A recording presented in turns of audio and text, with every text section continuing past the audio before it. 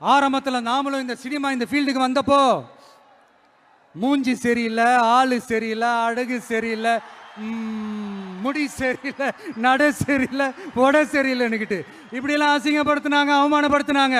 ஆனா கொஞ்சம் கூட கலங்காம ஒவ்வொரு வாய்ப்புக்காகவும் ஒவ்வொரு சூழலுக்காகவும் காத்திருந்து சுத்தி சுழண்டு உழைச்சி மேல வந்தவன் தான் இந்த கூத்தாடி. அப்ப கூட உழைப்பு மட்டும்தாங்க என்னோடது. அதன் மூலமா எனக்கு கிடைச்ச மத்த எல்லாத்துக்கும் காரணம் நான் இல்லை.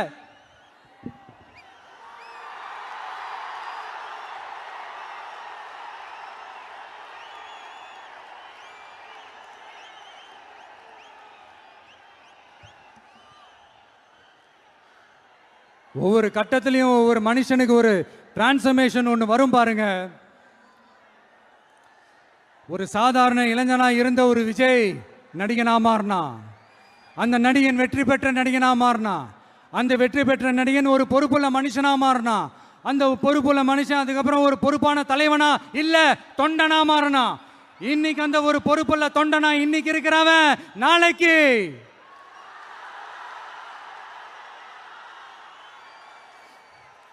அதை நான் சொல்ல தேவையில்லைன்னு நினைக்கிறேன்.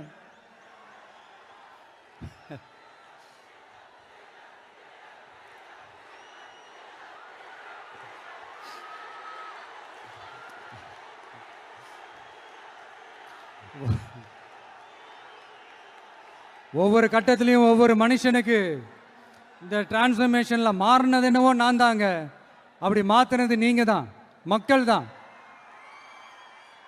என் பொசிஷன் எது, என் பொறுப்பு எது அப்படின்னு எல்லாத்தையும் டிசைட் பண்றதே நீங்க தானே. என்கிட்ட இருக்கிறதெல்லாம் உண்மை, நேர்மை, உழைப்பு, அவ்வளவுதான். இதோ இப்ப அரசியல் களத்துக்கு என்ன அழைச்சிட்டு வந்திருக்கிறீங்க. இங்கேயும் எப்பவும் போல உழைப்பேன், ஓய்வில்லாம, அலட்டிக்காம, அசராம.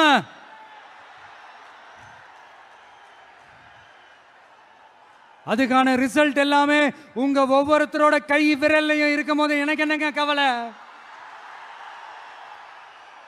எல்லாமே நல்லாவே ஒர்க் அவுட் ஆகும் பாருங்க.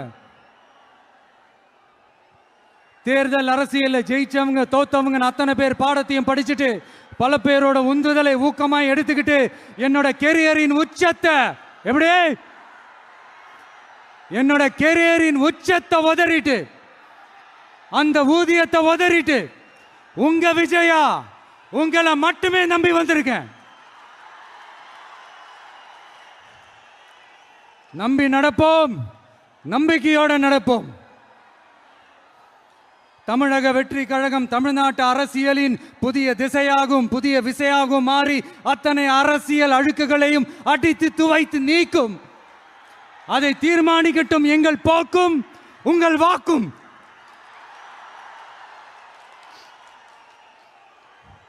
தமிழ்நாட்டின் வெற்றிக்காக புதியதோர் விதி ஒன்றை புதுமையாய் நாம் செய்வோம். நீங்க தான் எனக்கு எல்லாமே. அதை எப்பவுமே மனசுல வச்சுக்கிட்டு எந்த வேலையும் செய்யுங்க. மாநாடு முடிஞ்சு திரும்ப ஊருக்கு போறப்போ எல்லாருமா பார்த்து பத்திரமா பாதுகாப்பா போயிட்டு வாங்க. அடுத்தடுத்த களங்களையும் அடுத்தடுத்த நிகழ்வுகளையும் சந்திப்போம். ஒரே நிமிஷம்.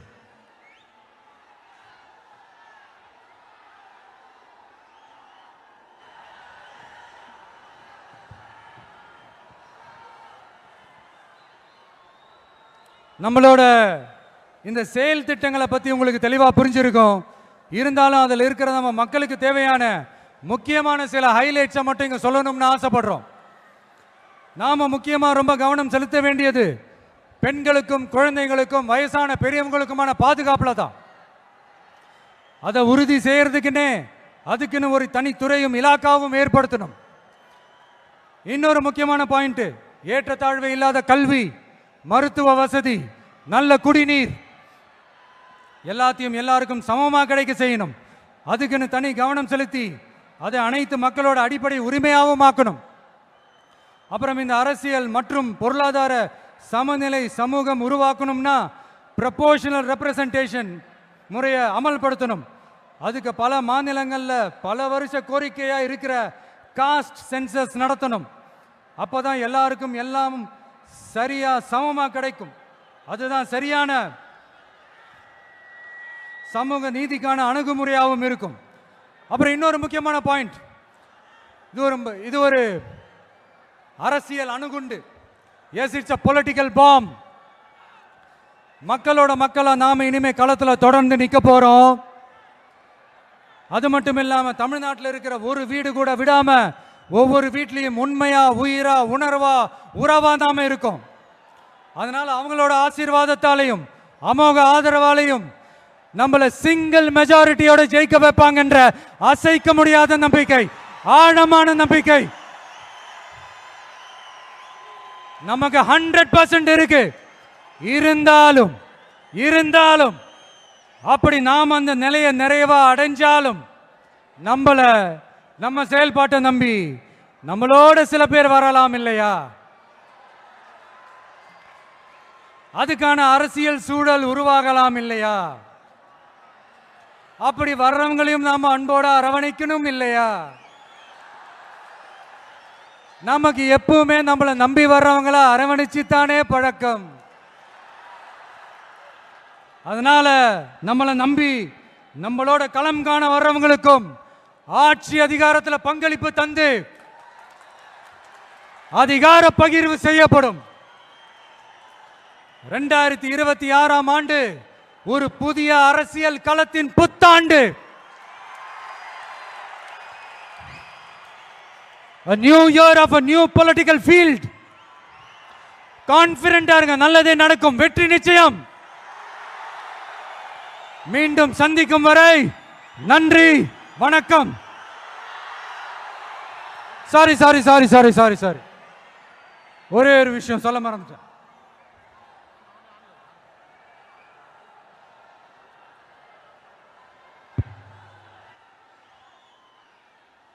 சாரி ஒரே ஒரு விஷயம் சொல்ல மறந்துட்டேன். என்னடா இந்த விஜய் யாரு பேரையும் நேரடியாவே சொல்ல மாட்டேன்றான்,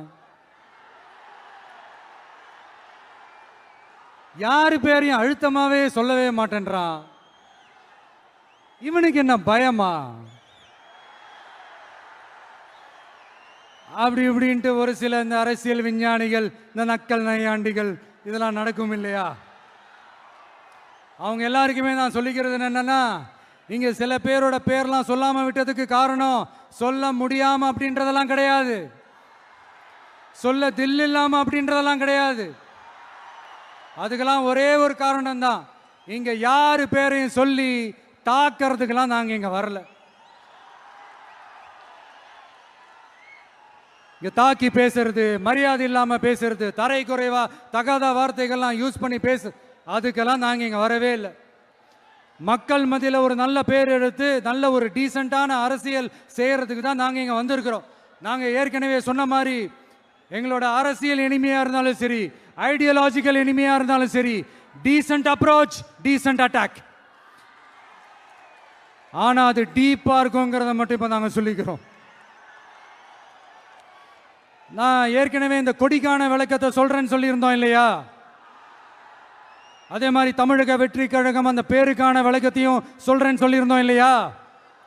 அதை நானே சொல்றதுக்கு பதிலா அதை ஒரு ஏவியா ஒரு வீடியோவா பண்ணி வச்சிருக்கோம் என்னோட வாய்ஸ் ஓவர்ல. அது நீங்க பார்த்துட்டு போங்க. அது நீங்க பார்த்தீங்கன்னா உங்களுக்கு இன்னும் இன்ட்ரெஸ்டிங்கா இருக்கும். இதுக்கு மேல உங்களை நான் டிஸ்டர்ப் பண்ண விரும்பல. நன்றி, வணக்கம்.